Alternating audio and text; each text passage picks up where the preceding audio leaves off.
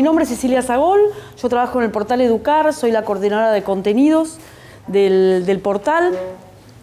Bueno, el objetivo un poco de este taller es, yo voy a tomar muy pocos minutos del principio, una media horita, para contarles un poco el enfoque que tenemos en el portal, qué hacemos y qué pensamos de la educación con TIC cuando hacemos las cosas que hacemos, sobre todo eso, quería como comentarles. Ahí viene la profe Cecilia Magadán, que, digamos, ella va a tomar a cargo la segunda parte del taller y la mayor parte del taller para trabajar con algunos recursos de lengua y literatura del portal. El portal Educar fue fundado en el año 2000, tiene una larga historia en educación con TIC, pero desde 2010 realmente nos encontramos con un nuevo escenario, hubo un cambio, no solo un cambio material, que empezó el programa Conectar Igualdad, que digamos, apuntó al equipamiento de computadoras en las escuelas secundarias, sino también hubo un cambio en el imaginario sobre la tecnología por parte de los docentes, por parte de los funcionarios del ministerio, de las autoridades, por parte de los funcionarios provinciales, que se mostraron mucho más abiertos, mucho más permeables a integrar a la tecnología en el mundo educativo, a que no forme parte de un espacio curricular como es la informática o como son las TIC, sino que se utilicen para la producción de clases, la enseñanza, el aprendizaje en todos los espacios curriculares, ¿no? Y empieza a ser también como una política de Estado.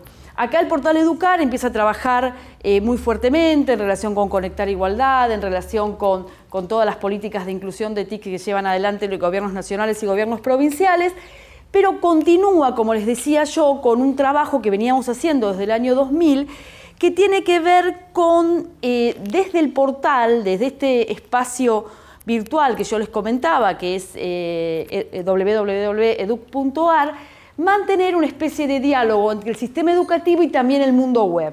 Esto que les decía yo, ser una especie de mediador entre estos cambios que se producen en la sociedad, que podemos decir el paradigma de la sociedad del conocimiento, estos cambios en el uso de la tecnología, pero que van más allá del uso de máquinas, sino que van a nuevas formas de conectarnos, a nuevas formas de conocer, a nuevas formas de buscar la información, a nuevas formas de decir la información propia, de publicar la información propia, dialogar con el sistema educativo y dialogar con estos cambios de la web. Eso es un poco el objetivo del portal. Entonces, la educación con tecnología es el manejo de herramientas informáticas, pero también es la gestión de contenidos digitales. Es cómo manejarse con recursos digitales, cómo manejarse nosotros como profesionales, como docentes, y también brindar a los chicos competencias, capacidades en esto, ¿no es cierto? En nuestro espacio curricular, el que sea, si es las ciencias, la lengua, la matemática, lo que sea, ¿no? Decíamos, educación con TIC incluye gestionar los contenidos digitales, leer y publicar, procesos de innovación educativa que den cuenta de esto, la actualización permanente, el trabajo colaborativo, digamos, todas prácticas, el trabajo interdisciplinario, el trabajo por el hacer, por las acciones, el trabajo con problemas, bueno, etcétera, ¿no? Son nuevas formas de gestión, digamos, del conocimiento, que tiene que ver con esto, con preparar a chicos que van a actuar en un escenario del 2023, más o menos, los chicos que tenemos ahora en la escuela, 2020, que no sabemos con qué información se van a encontrar, pero sabemos que van a tener que ser capaces de gestionar grandes volúmenes de información, de manejar espacios donde publiquen sus trabajos, de comunicarse con otros, de trabajar con otras personas, porque hoy por hoy las tareas no se pueden abordar en forma individual, sino en forma colaborativa. O sea, de ejercer un montón de prácticas que desde nuestro espacio curricular, la lengua, la matemática, lo que sea, podemos empezar a capacitarlos para trabajar en esto. Bien. Vamos un poquito a esto, ¿no?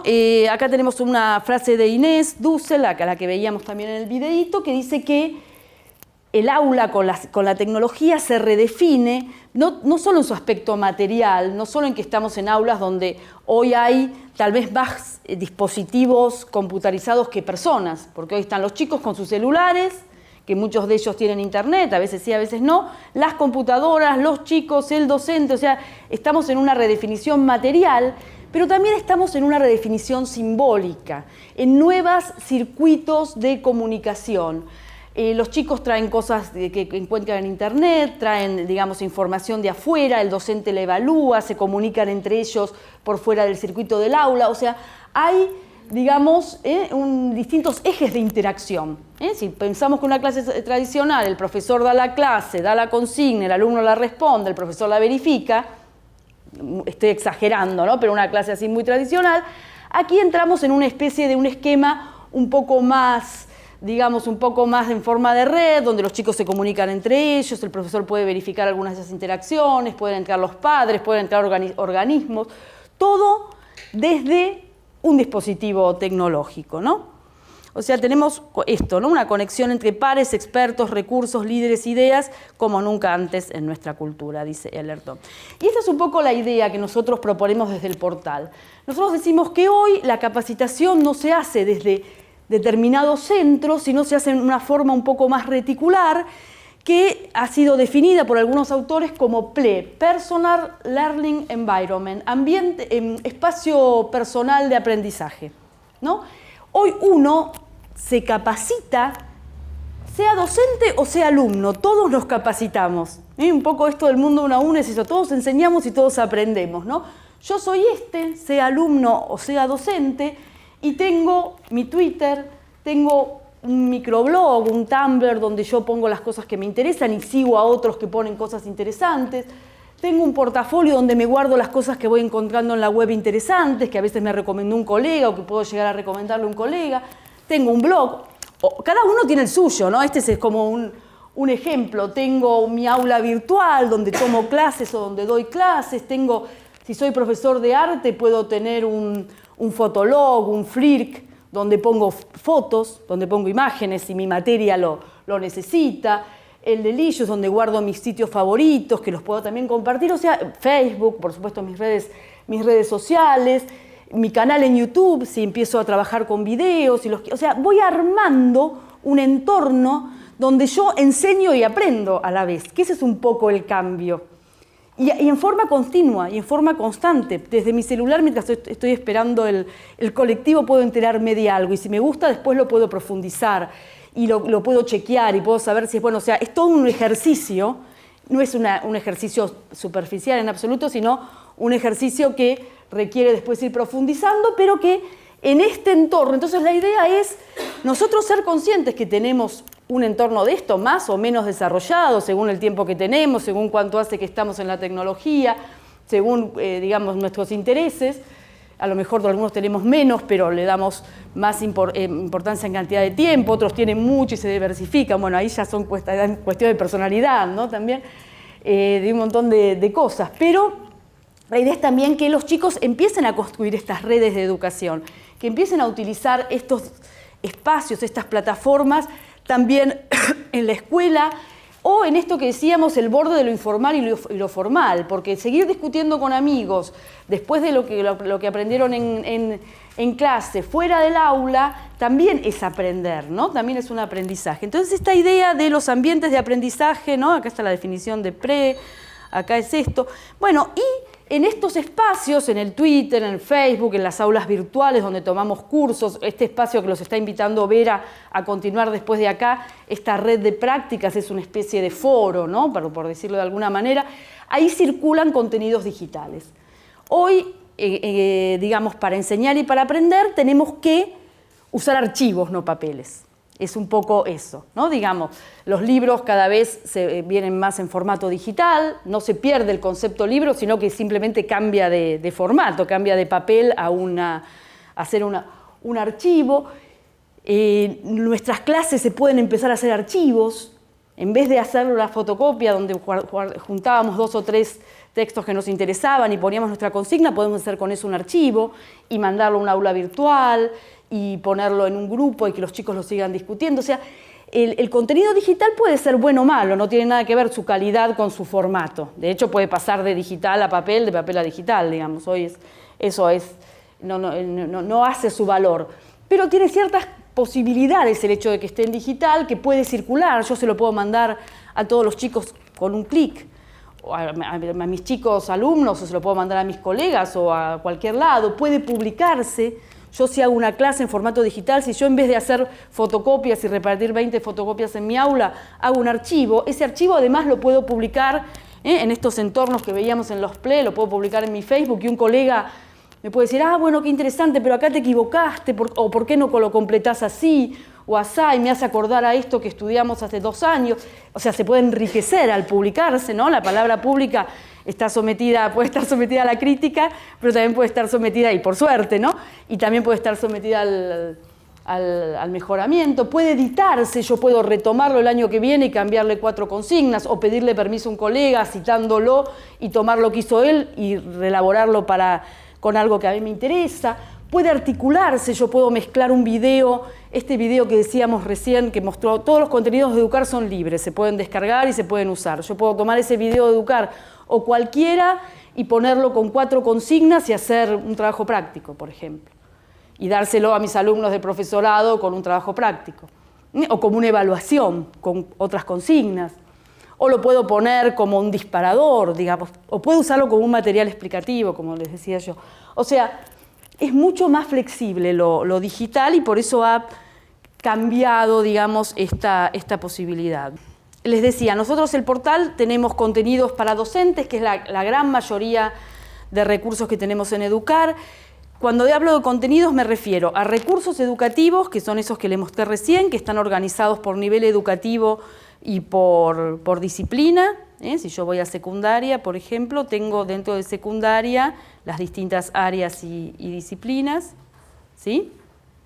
Y puedo ir navegando por temas. Esos son recursos educativos, son contenidos, videos, infografías, secuencias didácticas, actividades, juegos, software, etc.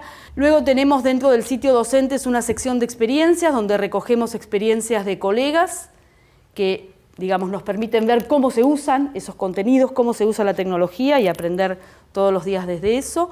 Convocatorias, concursos y la zona de formación, donde ustedes van a trabajar después de acá. Esta red de prácticas es parte de nuestro espacio de formación.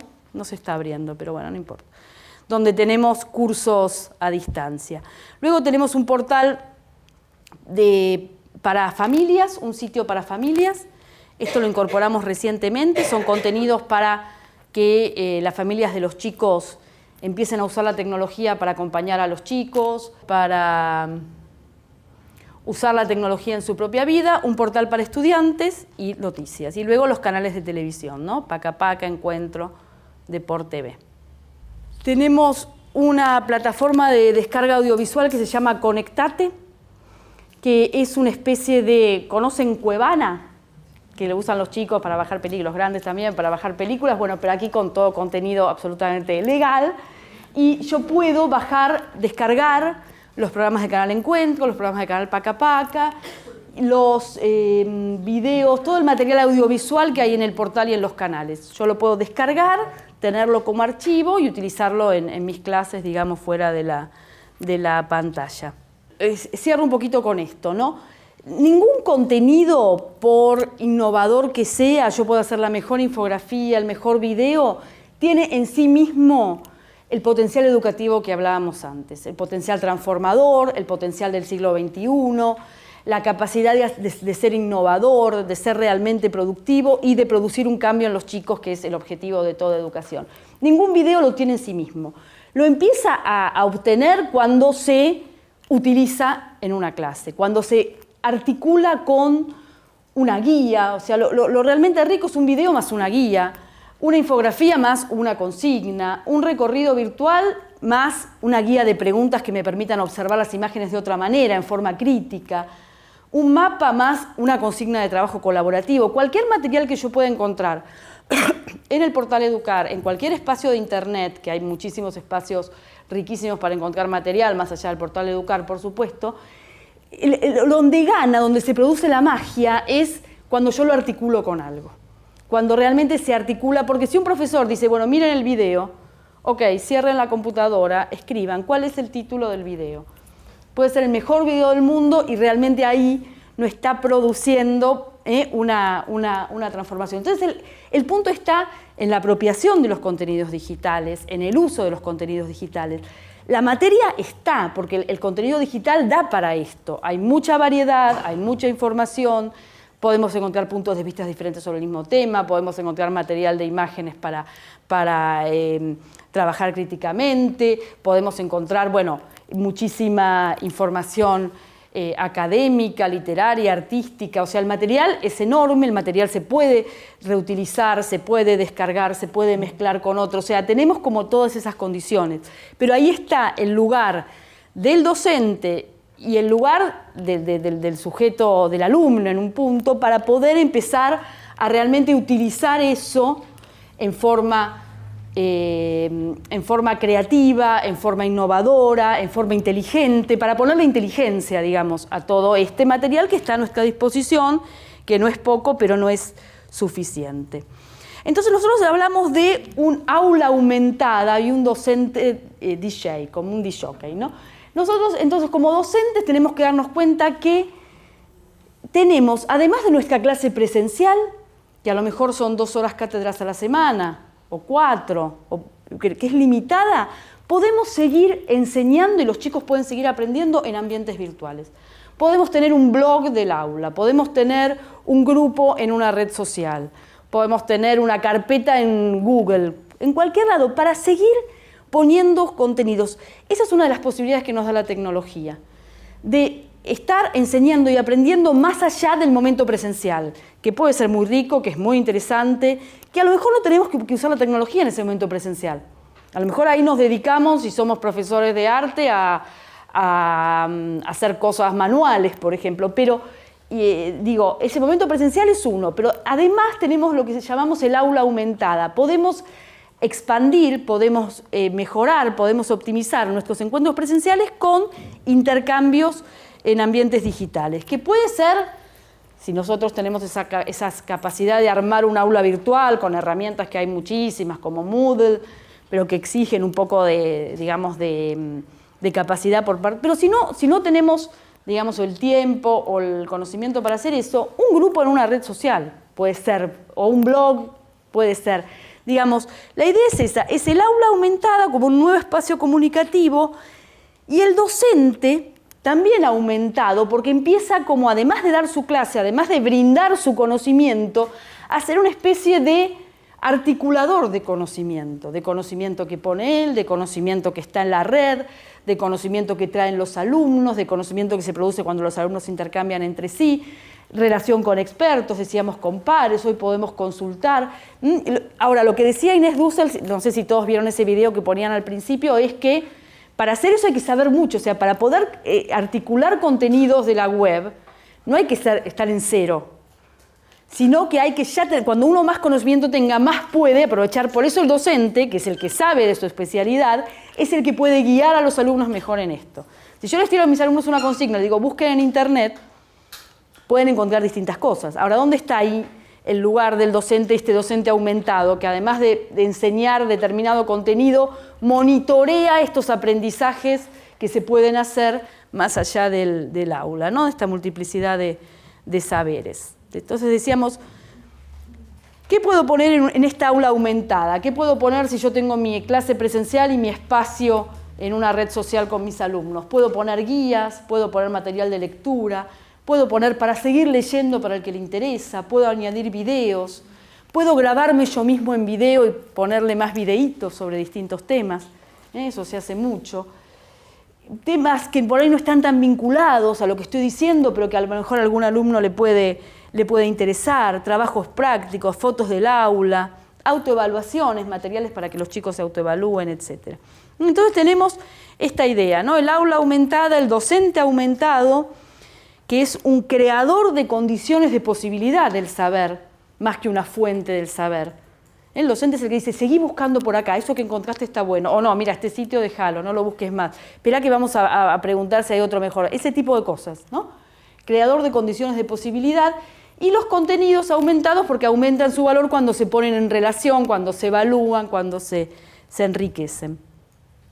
Bien, bueno, nada, es un cambio de un discurso así como decíamos privado, yo en mi aula con mis alumnos, inmutable, que cambiaba poquito, bidireccional, jerárquico, nos vamos a un discurso público, compartido, de distintas formas, que se hace en muchas direcciones, que se reelabora. Bueno, esa es un poquito la propuesta del portal. Bueno, cualquier duda, yo acá estamos en el mail, estamos ahora en los foros cuando nos habiliten después de este encuentro, así que quedamos en contacto. Muchas gracias. Bueno, me presento, y por ahí ya me presentaron, pero mi nombre es Cecilia Madán. Yo muchas veces viajo y doy los talleres presenciales de Educar, disciplinares, que es una propuesta que nos ha llevado a recorrer bastantes escuelas y a conocer muchas realidades distintas de todo el país, que todas tienen en común, en general, que bueno, recibieron las netbooks y están tratando de integrar, de implementar, algunos más entusiastas, otros más tímidos, pero todos, digamos, están ahí, la verdad que todos tienen muchas ganas de hacer cosas. Así que hoy les cuento qué es lo que vamos a hacer. Primero, quería un poco hacer un recorrido sobre esto que decía Ceci, que es no solamente poner la tecnología como cotillón, sino, y como dicen Cope y Calantzis, no hacerlo de siempre como siempre, ¿no es cierto? Sino que la tecnología realmente nos tiene que servir como oportunidad para pensar, bueno, cómo reinventamos nuestras clases de alguna manera. Y ese va a ser bastante el eje de la propuesta que hoy les presento. Después les voy a mostrar algunas posibilidades de integrar recursos digitales. La verdad que lo hice como bastante abierto, como si fuera una especie de menú de opciones para que ustedes recorran y exploren. Espero que tengamos un ratito para que ustedes puedan... la presentación ya está subida a SlideShare, entonces ustedes por ahí se pueden conectar y mirarla desde ahí, y si no yo se las comparto desde el espacio de prácticas en red también. Pero bueno, quiero que recorran un poco todos estos recursos y también una valijita de herramientas, que yo es la que me armo. Hoy de hecho me costó mucho armar esto porque sabía que había internet y yo ya estoy acostumbrada a los talleres que damos sin internet y a enseñar sin internet. Y bueno, lo cual es como incompatible porque en mi casa vivo como si tuviera, creo que como un pulmotor o algo que me conectara, estaría conectada todo el tiempo a internet, pero cuando doy clase no. Entonces preparaba todo como si no hubiera internet y descargaba los videos, hice todo eso. Después dije, bueno, no, voy a tratar de linkear y hacer la vida como si de verdad tuviera internet. Les voy a proponer que cada grupo, si quieren de a dos acá, no sabía cómo iba a estar organizada la sala tampoco, si quieren hacer la actividad que les voy a mostrar al final. Después les voy a mostrar una guía para el diseño de actividades, que es la guía que solemos compartir en los espacios de taller. Es una guía, ustedes pueden usar otro esquema. Lo que sí tiene de importante, y es lo que vamos a hacer hincapié, es que siempre partimos del contenido que queremos enseñar. Nunca pensar, ¿no es cierto?, bueno, tengo esta herramienta y después me fijo qué contenido voy a enseñar. No, la idea es siempre a la inversa. Es decir, yo tengo que enseñar textos expositivos, tengo que enseñar algún uso de conectores argumentativos, etc. Bueno, y yo necesito enseñar eso. Ahora, a ver, ¿hay alguna herramienta que me enriquezca ese contenido que voy a enseñar? Y esa es la propuesta que guía, espero mis alumnos digan lo mismo, que guía mis clases y que guía este encuentro de hoy. Y bueno, y después al final les voy a... Si nos queda un ratito, les muestro un poquitito el espacio de prácticas en red, cómo está armado, así cuando ustedes reciban la invitación ya pueden comenzar o seguir trabajando ahí. Bueno, yo les voy a preguntar esto, ¿cómo planifican ustedes las clases en general? Porque esto depende, ¿no? Es decir, ¿por qué empiezan pensando la actividad? ¿Empiezan pensando el recurso? ¿Empiezan pensando el tiempo que tienen, el grupo que tienen? Vamos a romper el hielo, si se anima alguien. El tiempo y el grupo. El tiempo y el grupo, ¿sí?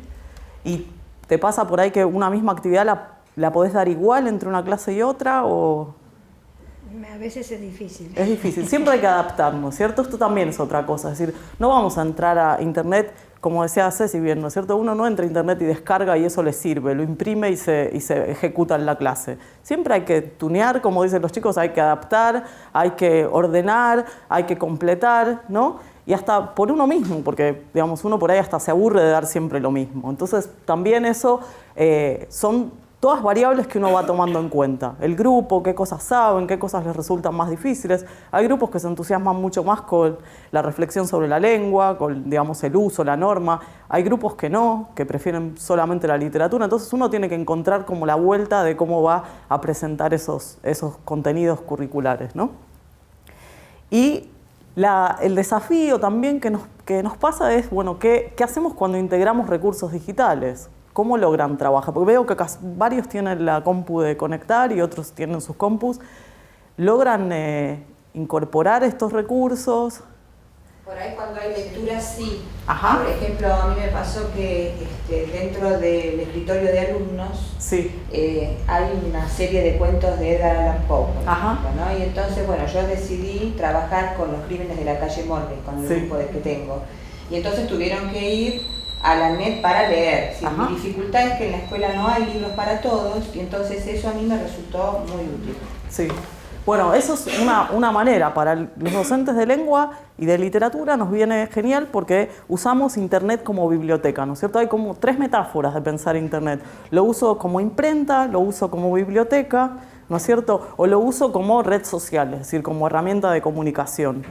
Creo que en las escuelas, y no está, digamos, es un buen comienzo, me parece que, y sobre todo creo que los profes de lengua lo aprovechamos enormemente eso, la posibilidad que nos brinda esto que vos decís, es decir, antes estaba la excusa de no, profe, no tengo la fotocopia, no bajé el libro no está en la biblioteca, se perdió el ejemplar, me lo olvidé en casa. El archivo está digital, ahora te paso un pendrive y tenés todo, ¿no es cierto? Después hablemos de, bueno, cuáles son los textos que están en dominio público, cuáles son los textos que, digamos, que circulan y que circulan por ahí en un ambiente de aprendizaje, que los podemos compartir aunque no estén del todo publicados, pero, digamos, con esas cosas también digamos, es algo para seguir enseñando, ¿no? Bueno, entonces, mi pregunta es tomar 3 ejes, es decir, yo empiezo pensando, bueno, desde una mirada pedagógica, ¿qué nos aporta la tecnología o los recursos digitales a nosotros como docentes de lengua? Para mí algo muy importante es el trabajo colaborativo y va de la mano, ¿no es cierto?, con la escritura colaborativa. No sé si lo han experimentado ustedes como docentes y con sus alumnos, pero es muy interesante trabajar con un Google Drive, con Zoho, que es como una herramienta semejante, Gobi, que es una herramienta que estoy tratando de ver si lo pueden incluir entre las herramientas que se instalan en las máquinas, porque se puede trabajar sin conectividad a Internet y, digamos, a través de la AP, ¿vieron? Del Access Point. Bueno, no necesita conectividad a Internet y nos permitiría trabajar la escritura en forma colaborativa en una intranet, digamos. Las wikis, ¿no es cierto? Todo esto nos pone sobre el tapete esto mismo que estábamos diciendo recién, es decir, enseñar. Por un lado, nosotros enseñamos a valorar la opinión del otro, a cuidar la escritura del otro, a que yo puedo aportar y enriquecer la escritura del otro, al comentario, ¿no? Y sobre todo en lo que hace hincapié es en esto que los que experimentaron, bueno, todos los talleres de escritura y la enseñanza a través del taller de escritura, que es lo más bonito, es la idea de hacemos hincapié en la escritura como proceso y no como producto, ¿no? No es que el alumno trae la composición, tema la vaca, o la composición o el texto, y uno dice, muy bien, escribís muy bien, pero por ahí ese chico ya sabía escribir de antes. Entonces terminamos como premiando al que ya sabía, al que le resulta más fácil. Y en cambio esto de seguir el proceso, de que vieron que en Google Drive uno puede seguir los cambios y puede ir comentando, es decir, es ir acompañando, ¿no es cierto?, andamiando ese camino en la escritura. Acá empiezo a mostrarles algunas de las cositas. Otra de las estrategias para trabajar colaborativamente en el área de lengua son los proyectos colaborativos, interescolares en general. No sé si ustedes los experimentaron alguna vez, los conocen, saben de qué hablo, ¿no? Cuando 2 escuelas, por ahí, o más escuelas a veces, se ponen en contacto y comparten, digamos, un proyecto común y cada una desde su espacio físico, geográfico, ¿no es cierto?, cultural, aporta y enriquece ese proyecto, ¿no es cierto?, para lograr un determinado producto. El Atlas de la Diversidad, por ejemplo, fue muy conocido, pero les quería mostrar esto. Yo espero que... Era un proyecto sobre García Lorca y, bueno, ustedes acá pueden ir mirando, ¿no es cierto?, qué es, en qué consistía. Todos los participantes ven que son de diferentes escuelas, de diferentes lugares. Los centros que están participando, que participaron, este ya está cerrado en realidad, pero era una excelente idea, ¿no es cierto? Y la propuesta consistía en trabajar, ¿no es cierto?, cada uno con los poemas de García Lorca y a la vez construir un libro virtual, ¿sí? Pero como desde cada centro, cada alumno o cada grupo de alumnos investigaba con un profesor a cargo, iban proponiendo, bueno, qué de la obra de García Lorca, que es enorme, ¿no es cierto?, con qué iban a aportar para construir ese libro virtual. Esta es una posibilidad, es decir, no, fíjense que si aún trabajando en una escuela muy remota de algún lugar o acá en el pleno centro de Buenos Aires, empezamos a lograr que los chicos también se pongan en contacto con las realidades de otras escuelas de otro lugar y bueno, ¿qué tienen en común? En este caso tienen en común a García Lorca. Bien podrían tener, digamos, historias, supongan, de, no sé, literarias, de leyendas de pueblos originarios, es decir, podemos buscar el tema que nos interese, pero es una forma de trabajo que habilita esta idea también del proceso, de ir viendo el proceso y también la comunicación, ¿no es cierto? Lo que decíamos antes de estas 3 metáforas, ahí estamos combinando 2.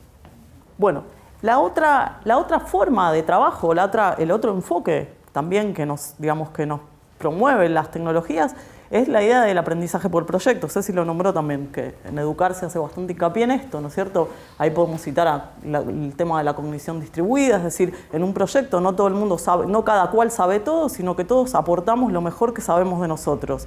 Y entre todos logramos un producto mejor, un proceso mejor y vamos aprendiendo en ese aprender haciendo, ¿no es cierto?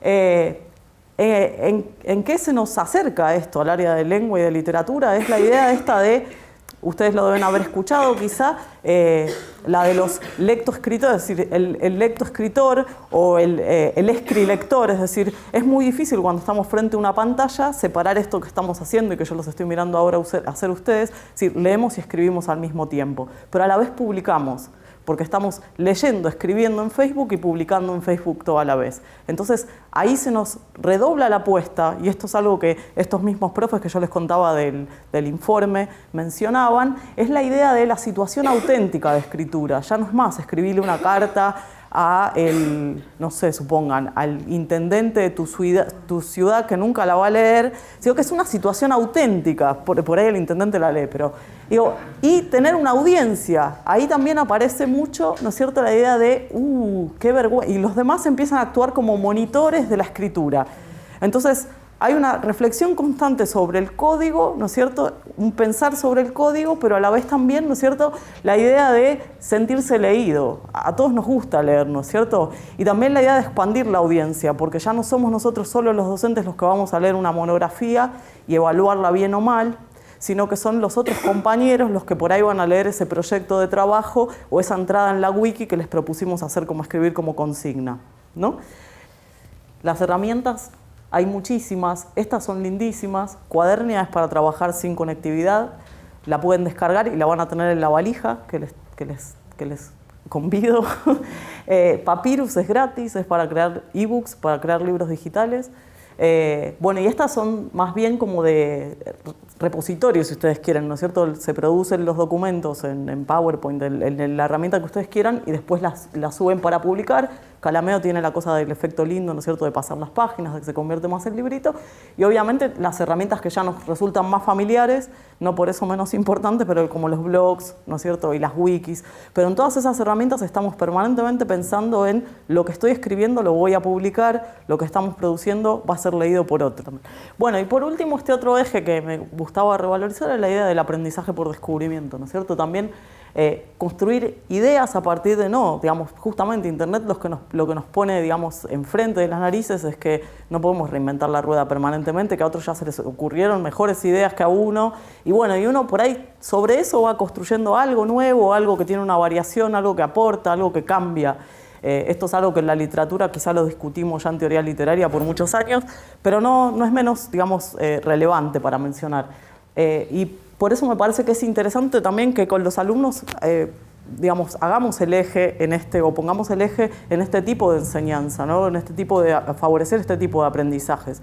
Que ellos puedan descubrir lo que hay ahí para después construir o crear cosas nuevas a partir de lo que ya existe. Un caso de esto es esto de lo que Novelino Barato llamaba las WebQuest con alma. Me encanta a mí ese artículo, y es un artículo que está en el portal. ¿Todos saben lo que es WebQuest? ¿O alguien WebQuest es una casa en la web, una casa con Z, ¿no? Una casa del tesoro en la web, si ustedes quieren. Y es una búsqueda guiada que tiene una estructura, ¿no es cierto? Una estructura la inventó un profesor norteamericano que se llama Dodge, creo. En realidad una WebQuest bien hecha, una WebQuest con alma, realmente primero resignifica el producto, es decir, nunca vamos a lograr con una WebQuest que tenga alma, ¿no es cierto?, decirles a los alumnos hagan un resumen, porque esa es una WebQuest que no tendría alma. Más bien es una WebQuest que nos ofrece y que nos obliga, si ustedes quieren, a reformular esa información que yo encontré en la web. Y por otro lado, nosotros como docentes nos facilita, ¿no es cierto?, y nos pone en las manos la posibilidad de guiar a los alumnos en esa búsqueda, de ir modélicamente señalándoles, ¿no es cierto?, cuáles son los sitios que valen la pena, las fuentes que nosotros como docentes validamos, ¿no? Rara vez, digamos, una WebQuest con alma, dudo que por ahí ponga el Rincón del Vago, por más que el Rincón del Vago no sirva para otras cosas, pero uno trata de cuidar ese tipo de cosas y bueno, y va a poner las fuentes que son como más, digamos, reconocidas o que tienen información más actualizada, más relevante. También una buena WebQuest nos pone la posibilidad o nos abre la posibilidad de evaluar sitios web, ¿no es cierto? Que eso es otra práctica de lectura crítica muy importante en nuestra área. Ahora les voy a mostrar porque esta es como medio como una mega WebQuest. Es como una WebQuest dentro de varias WebQuest. Y es muy, muy linda, la verdad. Vivir la literatura, ven, y tiene sesiones de trabajo. Es decir, es como, está organizada por ahí para trabajar todo el año y es como que hay una dentro de la otra. Entonces, hay una, por ejemplo, que es esta. En esta tienen los chicos que tomar el papel, es una tertulia, ¿no es cierto? Y entonces cada cual tiene que tomar el papel de un tipo de intelectual diferente y discutir textos desde un lugar de intelectual distinto.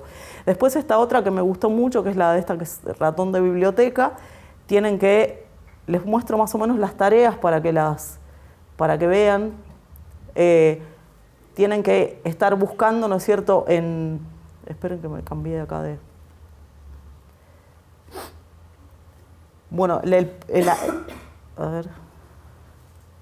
La idea acá es que conozcan las bibliotecas y al final, ven como dice, comparar, ¿no es cierto? Elegir un ejemplar que esté... es un ejercicio en parte de comparación, de comparar bibliotecas virtuales con bibliotecas físicas, ¿no es cierto? Ustedes van a encontrar, si buscan WebQuest, hay un montón y hay muchas que no tienen alma, no les voy a decir son malas. Yo voy a usar la metáfora de este autor. Desalmadas, ahí está, son una WebQuest desalmada. Es así, no sé, digo, no están mal, pero bueno, no es lo mismo, porque después puede pasar también que el resultado o el producto que tengamos es que los chicos terminan copiando y pegando. Si yo hago un cuestionario de lectura guiada y les doy los sitios web y bueno, van a copiar y pegar, más o menos cambian un poquito y ya está, entregaron el trabajo práctico. Y me gustaba ahora hacer un pequeño corte acá, no corte de pausa de nada, pero mostrarles este videíto, que a ver si funciona acá también.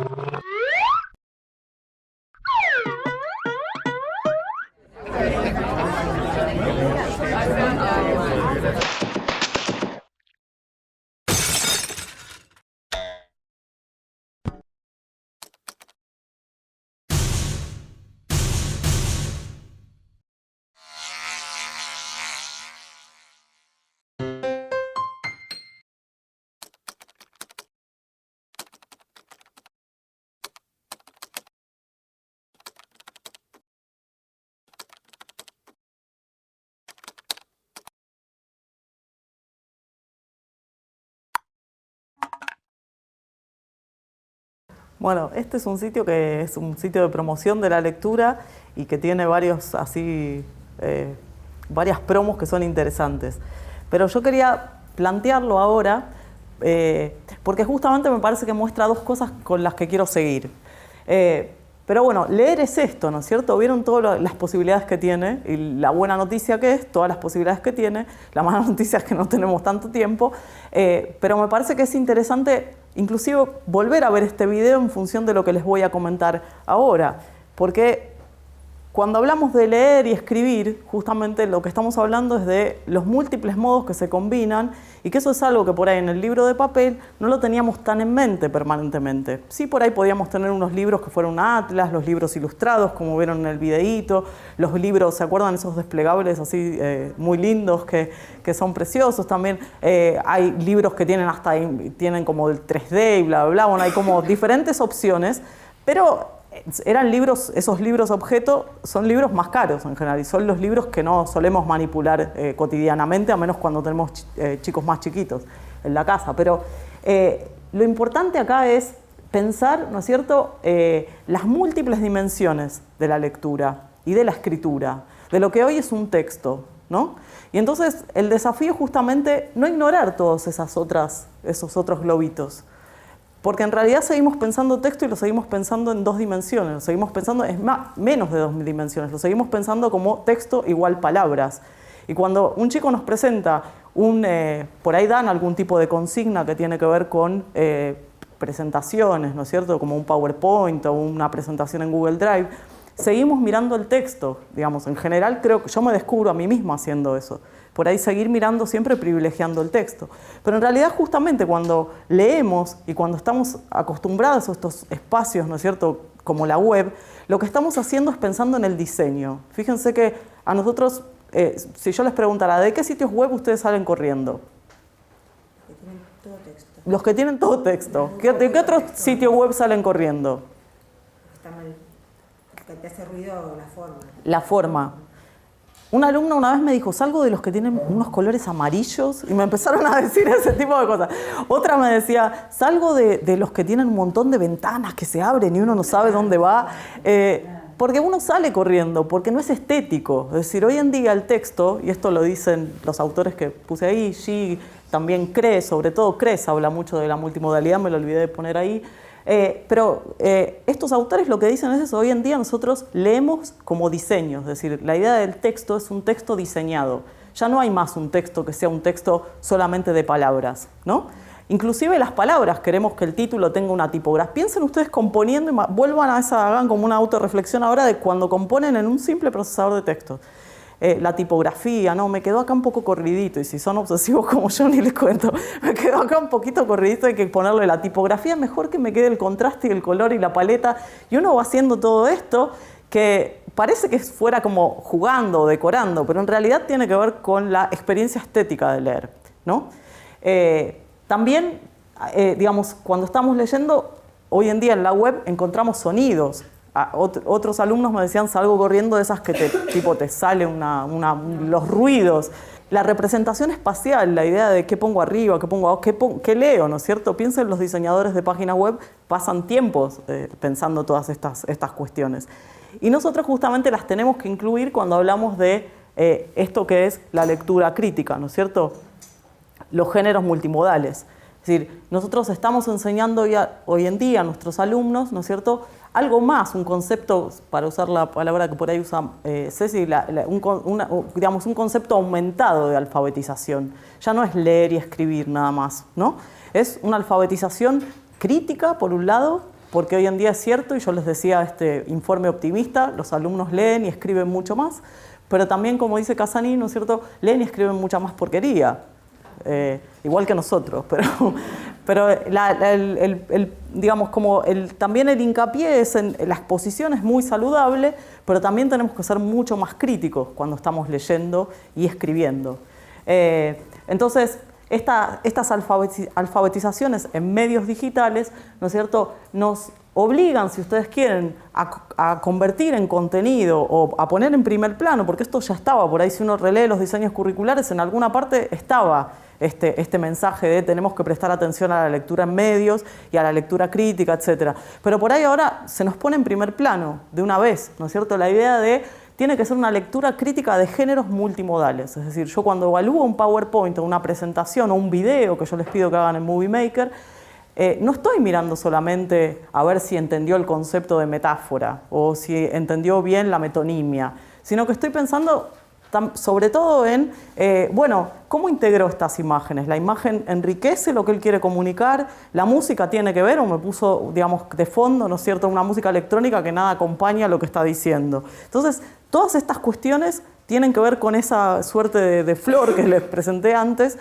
digamos, que surge de lo multimodal y de pensar el texto como diseño, de la mano del diseño. Claro, sí. Están produciendo sentido. Exactamente, exactamente. Pensamos que lo que están haciendo al escribir es producir Sí, sentido. Cómo exacto. colabora o no. Y yo agregaría estos sentidos. ¿Se acuerdan cuando ustedes antes nos hacían estudiar, ¿no es cierto? Y hablábamos de las imágenes, ¿no es cierto? Bueno, y de los 5 sentidos, la imagen sensorial. Bueno, es esto, estamos hablando de esto ahora. Es decir, todas esas imágenes se ponen en juego. Inclusive en el video que yo les mostré, por eso me gustaba mostrarles, porque hasta ahí hay una idea de, ¿vieron cuando dice duro y que salta, ¿no es cierto? Y rebota. Es decir, los textos tratan de comunicar estas sensaciones que tenemos como en todas las dimensiones. Y esto también es algo que tenemos que poder analizar como lectores y también producir como escritores multimodales, me parece. Y por otro lado, también me gustaba, ya que no es que me olvide la gramática, pero en pensar la idea de comprender estos medios también implica entender la gramática que conllevan, ¿no es cierto? Por un lado, esa gramática como un mundo, como unas reglas, porque no es que uno se invente un PowerPoint como quiere. De hecho, algunas de las críticas al PowerPoint son todas las plantillas que tiene, que la gente no se sale de las plantillas. Pero más allá de esa gramática, es decir, uno sabe cuál es la cantidad necesaria, como en una receta, si ustedes quieren, la cantidad necesaria de texto, la cantidad deseable de imagen, la cantidad innecesaria de color, etc. Hay reglas, y las reglas por ahí no las tenemos digamos, explicitadas en algunos contextos, pero nosotros sí por ahí podemos empezar en nuestras consignas de lengua y literatura a explicitar esas reglas. Es decir, para hablar de videoclip, y no puede ser más que sea 1 minuto, ¿entienden? Entonces uno va poniendo esas reglas y a la vez, no porque uno las ponga arbitrariamente, sino son reglas de esos géneros multimodales, pero vamos tratando de, digamos, de hacer, digamos, analizar junto con los alumnos cuáles son esas gramáticas que llevan implícitas. Bueno, entonces para mí el desafío es este. No sé si conocen esa historietita del New Yorker, pero la maestra le pregunta tipo, ¿qué hiciste en el verano? Y le dice, si me seguías en Twitter, dice, como, cualquiera que me sigue en Twitter ya sabe. Entonces,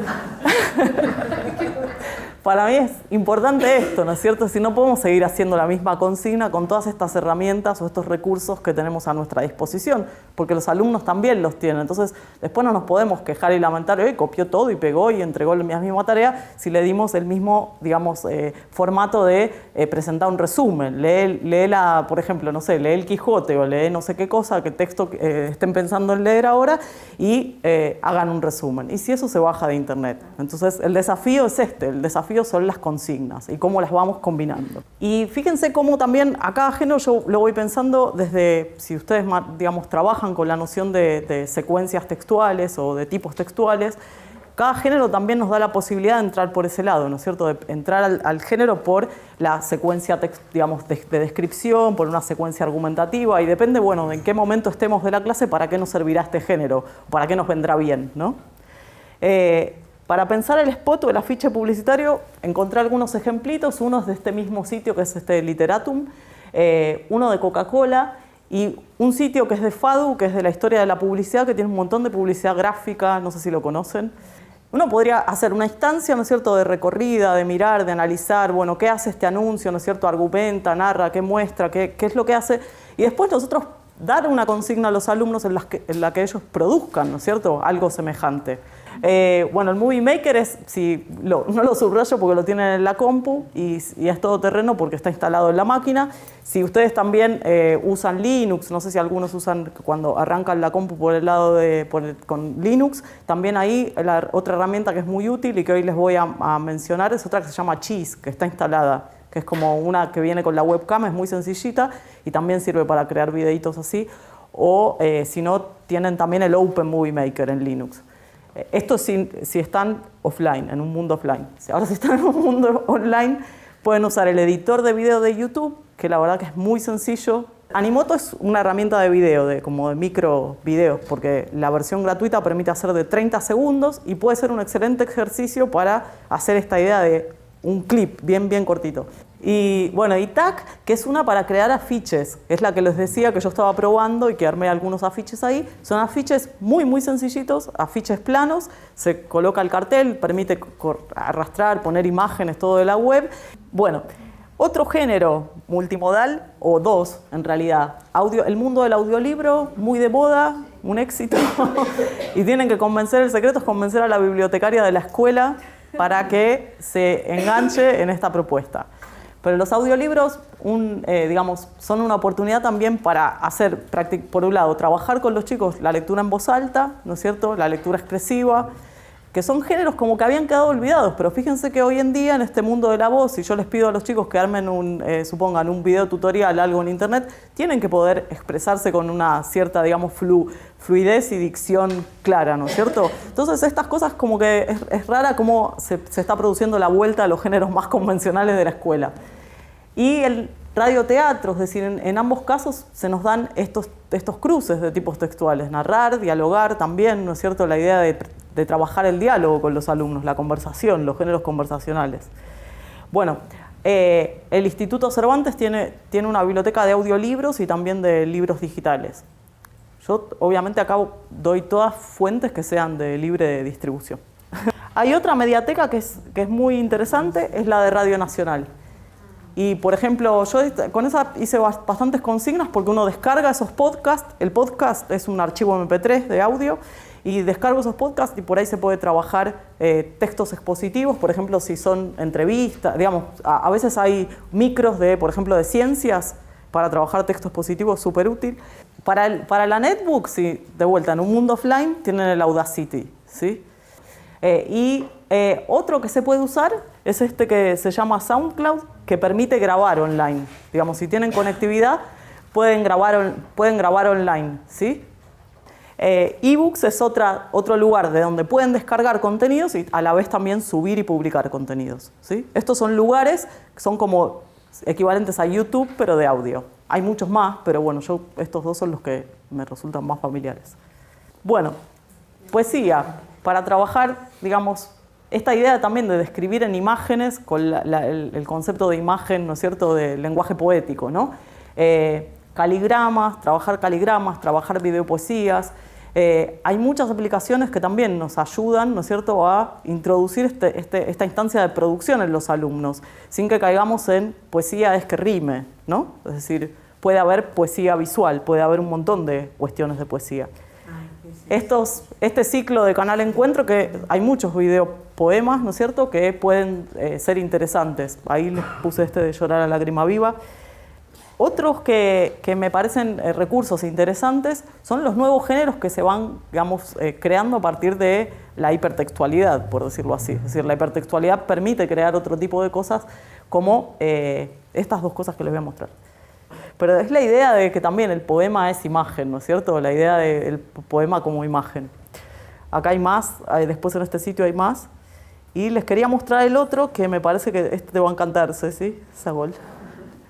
Que es una iniciativa que creo que empezó en España, pero son ocupación poética, tiene como objetivo, digamos, en los espacios, esperen que acá les digo, los espacios, por ejemplo, en determinados museos, en determinadas calles, uno tiene una aplicación es como si descargara un podcast, tiene que tener una aplicación de realidad aumentada, ¿no es cierto?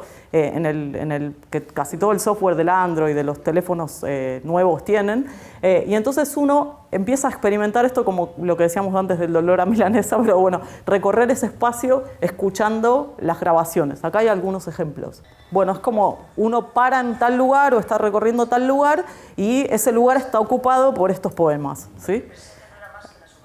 Entonces ahí también empieza las calles en un periódico que dijera la verdad, nada más que la verdad. Es una buena consigna para trabajar poesía, ¿no? Que la poesía salga como un poco del libro y de la idea de, como vuelvo a decir, del soneto, de la rima. No porque el soneto esté mal tampoco, pero... Bueno, después un mundo impresionante que no se trabaja como género en el área de literatura, por ahí me equivoco y ustedes me dicen que sí lo hacen, pero son los videojuegos. Y las historietas por ahí sí, pero los videojuegos es un mundo de narración y de conversación impresionante, sobre todo las comunidades de videojuegos online. Y acá hay juegos para explorar en internet que son, y sitios así muy responsables, muy serios, que son bien interesantes, como el de National Geographic, que tiene su versión en español, tiene una sección entera de videojuegos y bien interesantes para trabajar, por ejemplo, cruces con la historia. El Discovery también, no son juegos, estos son como juegos de secundaria, no son juegos para chiquitos. El sitio de Nobel Prize tiene un montón de videojuegos y bien interesantes. Les voy a mostrar las macanas que están en inglés y acá por ahí pueden hacer un proyecto conjunto con la profesora de inglés. Estos, por ejemplo, son juegos de buscar autores, ¿no? El otro era más lindo, esperen. Y acá también pueden descargarlo y ahí juegan, ¿no es cierto? Y hay un montón de cuestiones que por ahí digo, para si se animan con algún proyecto más interdisciplinario y que cruce, es interesante. Los otros que yo les presentaba sí están todos en español. Hay un sitio que a mí me encanta y que les recomiendo que visiten o que se suscriban en Facebook, qué sé yo, que es este sitio que se llama leer.es y tiene un blog dedicado especialmente a videojuegos. Tiene este sitio que es un sitio español, una ONG española, es realmente bien, tiene muy esta mirada, ¿no es cierto?, de las alfabetizaciones múltiples, de la lectura multimodal. Y me parece que es un repositorio interesante de recursos y herramientas y sobre todo de actualización para ustedes, para que sigan, ¿no es cierto?, los materiales teóricos, las lecturas que se van publicando. Si ustedes se animan para trabajar con los alumnos y si tienen conectividad en algún momento o quieren explorarlo ustedes y después ver cómo organizar la consigna, ese constructos, así, es para crear videojuegos. Es decir, es muy, digamos, supuestamente no requiere, yo probé algunas cositas y es verdad, no requiere demasiado conocimiento ni de programación ni nada porque es una interfaz bastante guiada. Y el otro que se llama Go Animate es para crear animaciones digitalizadas, ¿sí? Si no tienen conectividad, una de las herramientas más lindas que hay, corre sí en Linux, es esta que se llama TVO. Esa la van a tener en la valija. Yo ese software te los dejé ahí en la valija. Pero ese no requiere conectividad y eso les permite crear historietas, ¿sí? Con los alumnos. Toda la dimensión esta que nos agregan todos los géneros multimodales. Es una instancia que si uno, por eso digo que siempre pasar del análisis a la producción. Y en la producción misma uno se da cuenta que esto no existe si no hay planificación. Un buen video, no es que se hace el buen video porque alguien se sentó y se le ocurrió. Y es como, en la escritura parece más mágico, parece como al que menos escribe también le parece mágico.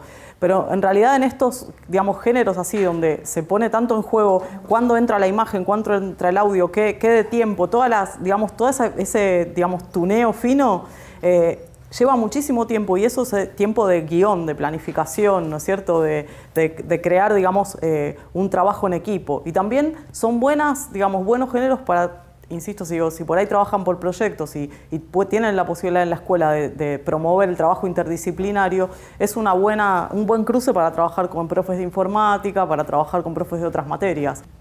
Bueno, y géneros nuevos. Que son las wikinovelas, las blog novelas, ¿sí? Narrativas plenamente hipertextuales, que cambian acá sí la dimensión. Por ahí a nosotros lo que más nos recuerda a todo esto es el elige tu propia aventura, que tenía una lógica también muy binaria. Bueno, los códigos, ¿no es cierto?, también cuando programamos también no dejan de ser binarios, por más que nos parezcan muy complejos, pero son opciones. Pero bueno, en ese momento era elige, sí, tu tal cosa era tal cosa y tal otra era tal otra, no había muchas opciones, abrí la puerta, cerré la puerta. Acá en cambio abrimos, es decir, podemos trabajar crear nosotros como proyecto de curso una wikinovela para nuestro curso o para nuestros cursos en las que participen todos nuestros alumnos y también una blog novela, ¿no es cierto?, con sus propias reglas.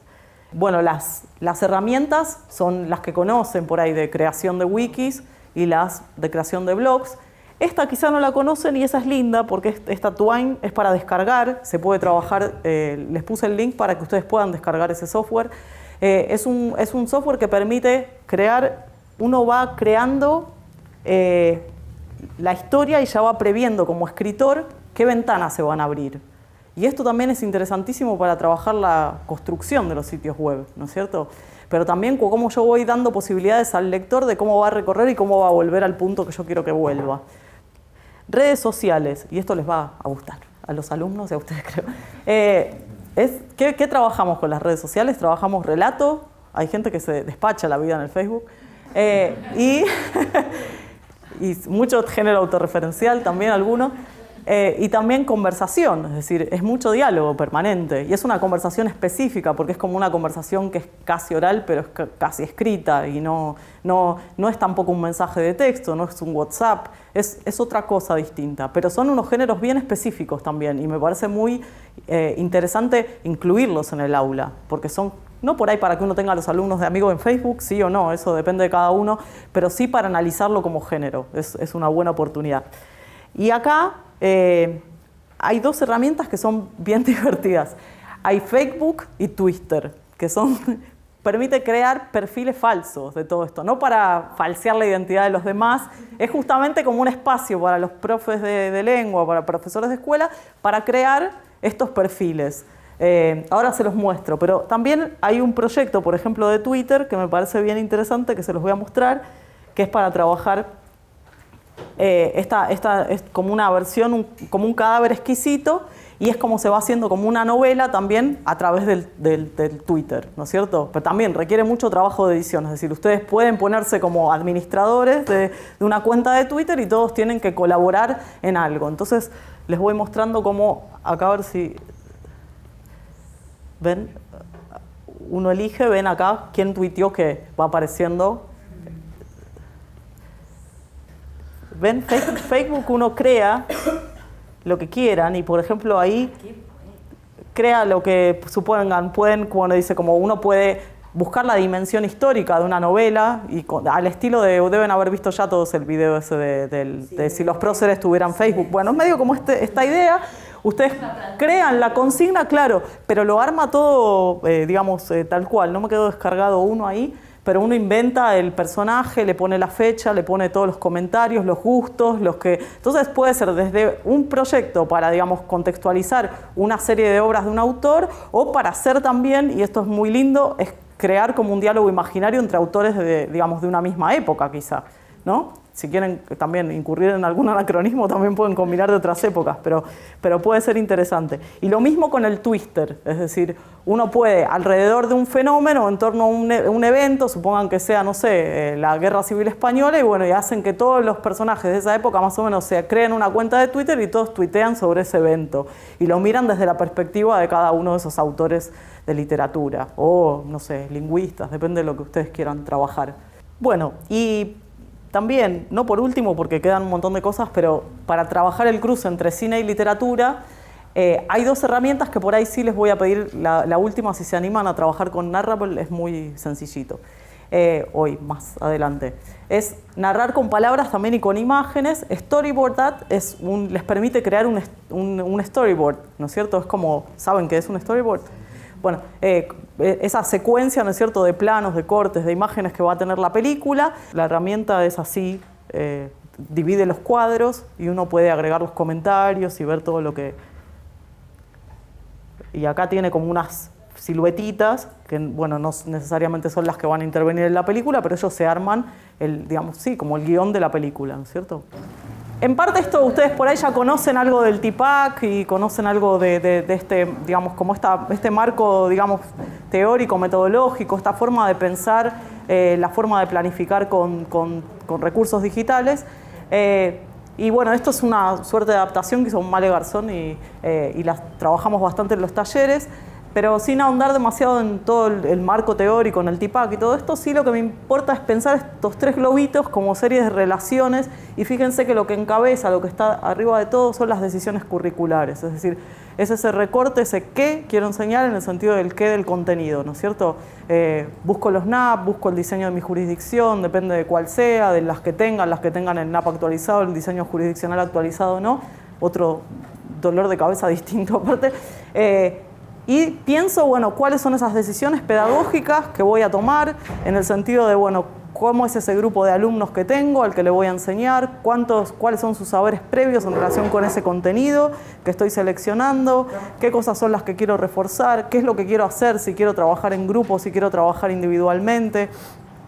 Si quiero trabajar qué capacidad cognitiva, es decir, si quiero trabajar resolución de problemas, si quiero trabajar expresión, si quiero trabajar lectura, crítica, bueno, ahí esas son ese globito de las decisiones pedagógicas. Y En último lugar, pero que viene como a zambullirse ahí, a redimensionar todo esto, son las decisiones tecnológicas. Cuando llego a estas decisiones tecnológicas siempre tengo que estar pensando en qué elijo, ¿no es cierto?, por qué lo elijo y para qué lo elijo. Si ese para qué no me da una respuesta sólida, es decir, no me da una fundamentación sólida, y digo, mi respuesta se convierte en para que los alumnos se motiven, y yo les diría, piénsenlo de vuelta, porque por ahí no es la herramienta, por ahí es otra. Es decir, no se puede llenar solamente ahí porque ellos se entusiasman. Es decir, no, tiene que enriquecer el contenido, tiene que llevarme de vuelta en ese círculo, ¿no es cierto?, a enriquecer las otras dos cosas. Tiene que enriquecer la práctica. Las decisiones pedagógicas tienen que ver con eso que mencionábamos al comienzo, ¿se acuerdan? El trabajo colaborativo, el trabajo en proyectos. Es decir, yo tengo que estar trabajando otras capacidades que no son solamente hacer PowerPoint o hacer videos con Movie Maker. Bueno, dicho esto, entonces, selección de contenidos, los NAP, ¿qué trabajo en esta actividad? La estructura del suspenso de terror, los recursos de la narración literaria en contrapunto con la narración audiovisual, los conocimientos previos, es decir, yo siempre me tengo que preguntar, ¿y esto lo sabrán? ¿Cómo andarán de esto? ¿Lo habrán visto en la primaria? ¿Lo habrán visto en la secundaria? ¿Qué sabrán de este autor? ¿Qué no sabrán? Bueno, ejes que yo me planteo como docente de lengua, en general yo parto mucho, digamos, para mí como lo que suele estructurar los programas que yo propongo para las clases son las secuencias textuales, porque me permiten entrar, por un lado, a lo lingüístico y por otro lado, a lo literario y a la lectura en general. Después que elijo de elegir el contenido, pienso en los objetivos. Y los objetivos pensados así medio como lo plantea Feldman, ¿no es cierto?, la idea de qué es lo que los alumnos quieren hacer, qué es lo que los alumnos pueden hacer una vez que terminen de hacer esa actividad. No como un propósito mega de, digamos, de que yo después no voy a, por ejemplo, que conozcan la literatura universal. Y yo no lo sé, yo no la conozco, así que difícil lograr y poder evaluar. Es decir, el objetivo tiene que ir siempre de la mano de la evaluación. De qué puedo evaluar y qué puedo observar al final. Entonces, sí, si hago esta actividad voy a ver si me va a quedar claro si entendieron el concepto de género. Voy a ver si pueden reconocer reglas propias del género, ¿no es cierto? Es decir, todas estas cosas yo las puedo observar, si ustedes quieren, al final de resolver esa secuencia. Puedo observar las modalidades que asume el narrador, puedo reelaborar, eso lo puedo ver, si pueden reelaborar un texto narrativo o no, ¿no es cierto? Bueno, el paso 2 que tiene que ver con el tiempo, con todas estas definiciones pedagógicas y prácticas a la vez. ¿De qué tiempo dispongo para enseñar esto? ¿Cuántas clases le quiero dedicar también o necesito dedicarle? La forma de trabajo, en general, bueno, yo así suelo trabajar también como en la clase de forma grupal y en casa son las tareas más, digamos, de individuales. Y los recursos, es decir, acá pensar qué tengo, me hago como una lista del supermercado y digo qué tengo, qué me falta. Y ahí empieza entrar en juego la valijita, ¿no es cierto? Bueno, ¿qué tengo que descargar? No tengo internet, a veces en algunas escuelas también YouTube está bloqueado, entonces sepan que si quieren usar un video de YouTube hay que descargarlo, si lo queremos subir va a tener que ser en otra oportunidad. Es decir, todas estas cosas nos tenemos que anticipar nosotros como profes, digamos, ahí tenemos que estar un paso adelante de los alumnos. Y entonces las actividades, y acá les cuento. Hay un videíto de Educar que es sobre los cuentos de terror. No sé si lo tienen familiar, ¿lo conocen?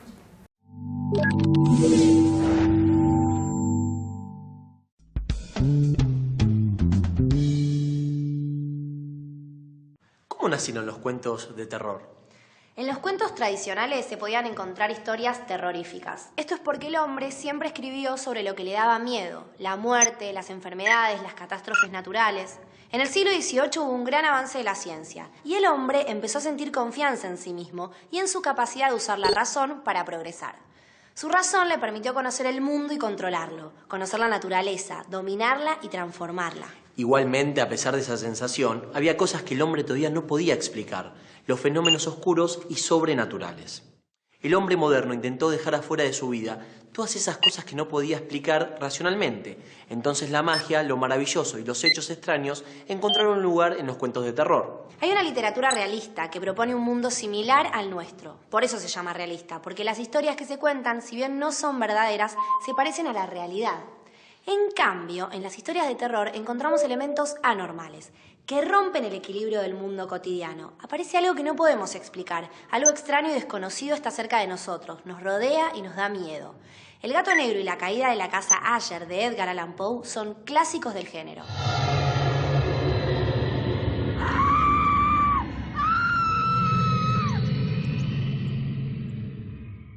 En este caso yo lo planteé como un puntapié inicial para pensar qué es un cuento de terror y repasar la diferencia con un cuento realista, ¿sí? Después uno puede pensar, ¿no es cierto?, empezar con preguntas de anticipación de lectura y preguntar ahí, por ejemplo, de qué les parece que se puede tratar El corazón delator, ¿sí? También hay otro video semejante en la estructura, que es sobre elementos paratextuales en el portal Educar, y ahí podemos usar esta idea de anticipación de lectura, el título, qué valor tiene y todo esto para repasar también los elementos paratextuales si es que ya los vimos previamente. No sé si conocen ahí, acá es cuando uno empieza, como se dice ahora, tipo a curar la web, es decir, uno empieza a recolectar todo lo que le viene bien de la web.